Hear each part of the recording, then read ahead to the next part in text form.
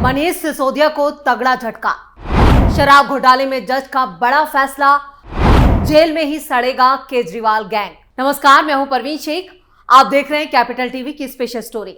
दिल्ली शराब घोटाले से जुड़ी एक ऐसी खबर आ रही है जिसने सियासी हलकों में हाहाकार मचा दिया है। केजरीवाल गैंग की नींद उड़ चुकी है। आम आदमी पार्टी के हालात बद से बदतर हो चुके हैं।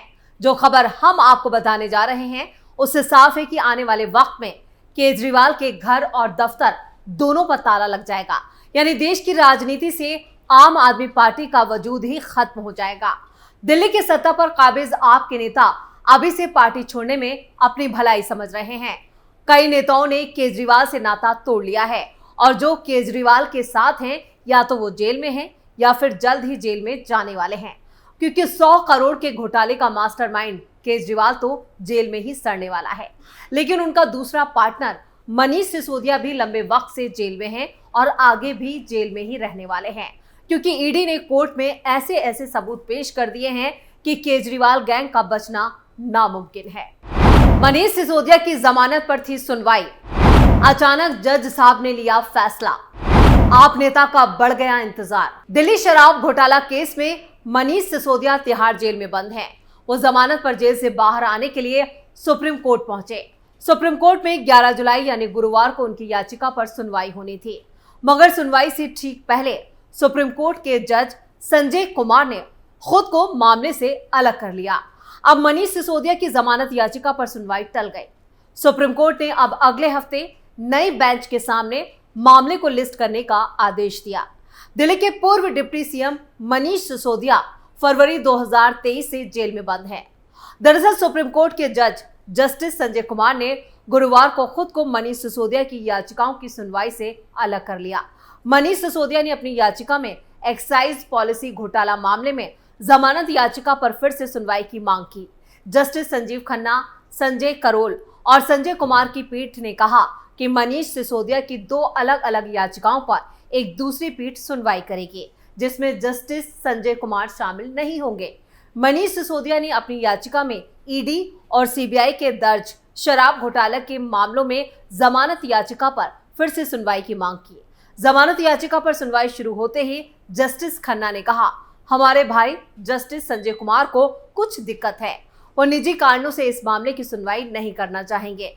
मनीष सिसोदिया की तरफ से पेश हुए वरिष्ठ वकील अभिषेक मनु सिंघवी ने पीठ से मामले को जल्द से जल्द सूचीबद्ध करने की गुहार लगाई। उन्होंने कहा कि समय बहुत अहम है। उन्होंने ये भी कहा कि दोनों मामलों में अभी सुनवाई शुरू नहीं हुई है।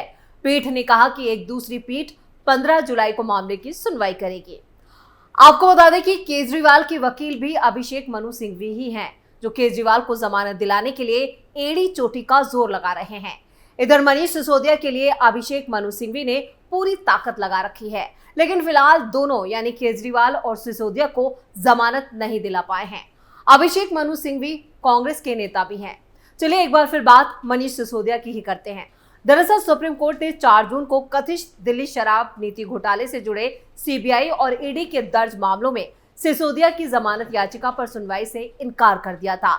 इससे पहले मनीष सिसोदिया ने दिल्ली हाई कोर्ट में 21 मई के फैसले को चुनौती देते हुए सुप्रीम कोर्ट का दरवाजा खटखटाया था, जिसमें दोनों केंद्रीय एजेंसियों की जांच किए जा रहे मामलों में सिसोदिया की जमानत याचिका खारिज कर दी गई थी। आम आदमी पार्टी के नेता मनीष सिसोदिया ने हाई कोर्ट में निचली अदालत के 30 अप्रैल के आदेश को चुनौती दी थी, जिसमें 2021 और 22 के लिए अब रद्द की जा चुकी दिल्ली एक्साइज पॉलिसी को बनाने और इसे लागू करने में गड़बड़ियों और रिश्वत से जुड़े मामलों में उनकी जमानत याचिका खारिज कर दी गई थी। सुप्रीम कोर्ट ने पिछले साल 30 अक्टूबर को भी दिल्ली शराब घोटाले से जुड़े भ्रष्टाचार और मनी लॉन्ड्रिंग के मामलों में मनीष सिसोदिया को जमानत देने से इनकार कर दिया था। कोर्ट ने कहा था कि थोक शराब डीलरों को 338 करोड़ रुपए के अप्रत्याशित लाभ के आरोप को सबूतों से अस्थायी रूप से समर्थन मिला है।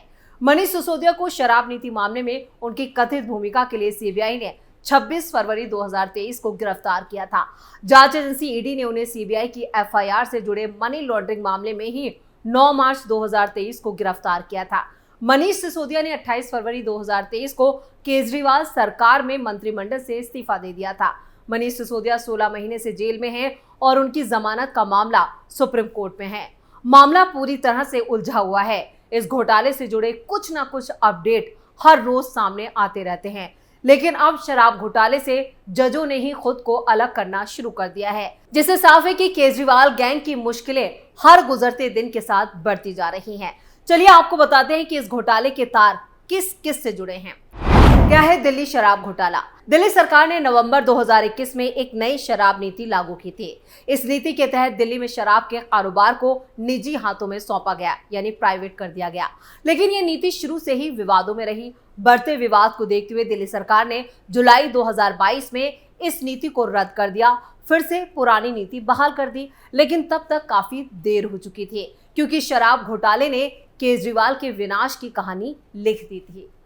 कैसे हुआ खुलासा और कितने करोड़ का गबन? 8 जुलाई 2022 के दिल्ली के पूर्व मुख्य सचिव नरेश कुमार ने दिल्ली के उपराज्यपाल एलजी वीके सक्सेना, आर्थिक अपराध शाखा, मुख्यमंत्री अरविंद केजरीवाल और उप मुख्यमंत्री मनीष सिसोदिया को एक रिपोर्ट भेजी। इस रिपोर्ट में कहा गया कि आबकारी विभाग के प्रमुख होने के नाते मनीष सिसोदिया ने एलजी की मंजूरी के बिना ये शराब नीति लागू की। इसके जरिए फर्जी तरीके से राजस्व कमाया गया। दिल्ली के हर गली नुक्कड़ में शराब की दुकानें खोल दी गई। एक शराब की बोतल के साथ एक शराब की बोतल तक फ्री दी गई।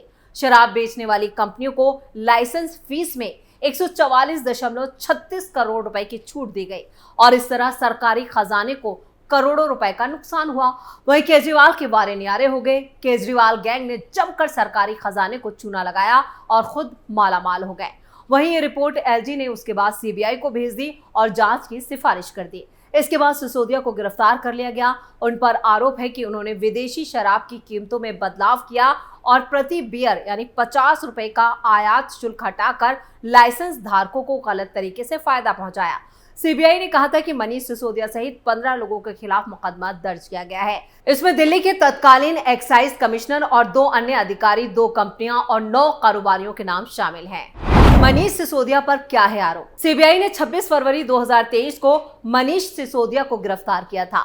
इसके बाद जांच एजेंसी ने एक बयान जारी करके कहा था कि दिल्ली की शराब नीति को लागू करने में हुई गड़बड़ी की जांच के दौरान सिसोदिया को गिरफ्तार किया गया, क्योंकि उस वक्त मनीष सिसोदिया दिल्ली के डिप्टी सीएम थे। दिल्ली सरकार की सभी फाइलें सिसोदिया के हाथ के नीचे से ही गुजर रही थी। हर नीति को लागू करने में सिसोदिया की बड़ी भूमिका थी।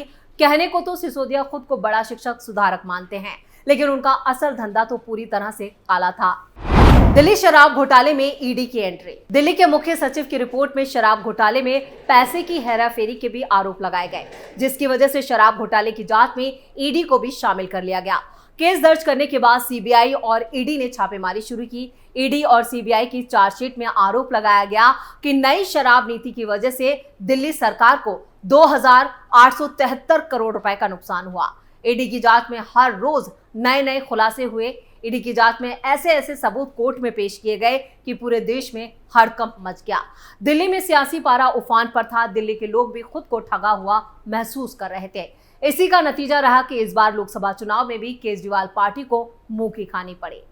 अब तक कितनी गिरफ्तारियां? 7 सितंबर 2022 को सबसे पहले विजय नायर को गिरफ्तार किया गया। वो ओनली मच लाउडर के पूर्व सीईओ हैं। 28 सितंबर 2022 को अगले ही दिन ईडी ने समीर महेंद्रू को गिरफ्तार किया। वो इंडो स्प्रिट्स ग्रुप के एमडी हैं। 26 फरवरी 2023 को मनीष सिसोदिया को गिरफ्तार किया गया। वो दिल्ली सरकार में आबकारी विभाग के मंत्री थे, शिक्षा मंत्री थे, कई विभाग इनके पास थे। सीबीआई के बाद ईडी ने भी उन्हें गिरफ्तार कर लिया और 4 अक्टूबर 2023 को आम आदमी पार्टी के राज्यसभा सांसद संजय सिंह को भी गिरफ्तार किया गया। उन पर मनी लॉन्ड्रिंग के आरोप थे। 15 मार्च 2024 को तेलंगाना के पूर्व सीएम केसीआर की बेटी के कविता को भी गिरफ्तार किया गया, जो अब तक जेल में बंद हैं। 21 मार्च 2024 को ही सीएम अरविंद केजरीवाल को भी गिरफ्तार कर लिया गया और शराब घोटाले से जुड़े मनी लॉन्ड्रिंग केस में केजरीवाल को 21 मार्च को गिरफ्तार किया गया था। हालांकि लोकसभा चुनाव के दौरान उनको 21 दिनों की अंतरिम जमानत पर रिहा किया गया था। अभी वो तिहाड़ जेल में बंद हैं और तकनीकी रूप से वो सीबीआई की गिरफ्त में है। इस पूरे घोटाले की जो साजिश या षड्यंत्र रचने का जो आरोप है वो केजरीवाल पर ही है। केजरीवाल के साथ साथ सिसोदिया दोनों जमानत के लिए लोअर कोर्ट से लेकर सुप्रीम कोर्ट तक का दरवाजा बार बार खटखटा रहे हैं, केजरीवाल फिलहाल तिहाड़ जेल में बंद हैं और उनकी दिक्कतें आने वाले दिनों में और बढ़ सकती हैं। इधर मनीष सिसोदिया जिस तरह से जेल से बाहर आने के लिए छटपटा रहे हैं, उनकी ये छटपटाहट भी बरकरार रहेगी, क्योंकि ईडी ने ऐसे ऐसे सबूत कोर्ट में पेश कर दिए हैं कि इन दोनों के बचने के सभी रास्ते बंद हो चुके हैं। स्पेशल स्टोरी में फिलहाल के लिए इतना ही। वीडियो कैसा लगा कमेंट करके अपनी राय जरूर दें। वीडियो को लाइक करें, शेयर करें और कैपिटल टीवी को सब्सक्राइब जरूर करें। नमस्कार।